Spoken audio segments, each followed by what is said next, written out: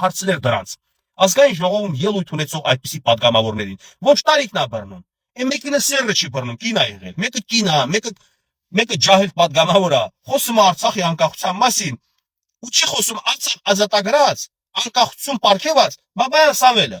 որ ինքը հասկանում է, որ արդեն ինքը ինչ արել է, իրան նման տղերքը ինչ արել են 88-ից մինչև 94 թիվը, այդ արածը կորացա, Արցախի հարցը արդեն 20 թվից հետո ուրիշ կարգավիճակում էր գտնում։ Դրա մասին խոսում էր մենակ Սամվել Բաբայանը եւ իր թիմակից եւ իր աջակից ինչ որ անհատներ։ Այդ թվում եւ ես էի խոսում, որովհետեւ իմ նպատակն էր հայկական լինելիությունը։ Եվ որ միշտ ասում են, «Դու զզվանք, գնայր դու Թուրքիա ալյուրը ուտեիր», ինձ են ասում։ Համբալները չգիտեն, որ Թուրքի ալյուրը իրանք են արժանի ուտել ու ինձ են ասում։ Ես ասում եմ, ես չեմ ընտրել այդ ճանապարհը, ես չեմ արել այդ բաները, որ գա Թուրքիա ալյուրի դեմը դնեմ։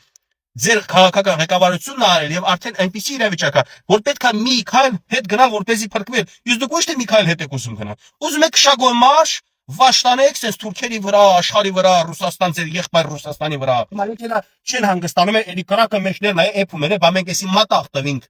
Ռուսաստանին Արցախը, բայց ոչ մի բան չշահինք։ Եկանք հիմա Հայաստան էսի, sense ոնց կլինի, էս հələ անկախ պետություն է, գոյություն ունի Հայաստանը։ Էս sense ոնց կլինի։ Արա գիշերները քունն չէ տանում դրանց։ Ասում է Հայաստանն էլ ամբողջությամբ գցենք Ռուսաստանի բանը կազմի մեջ։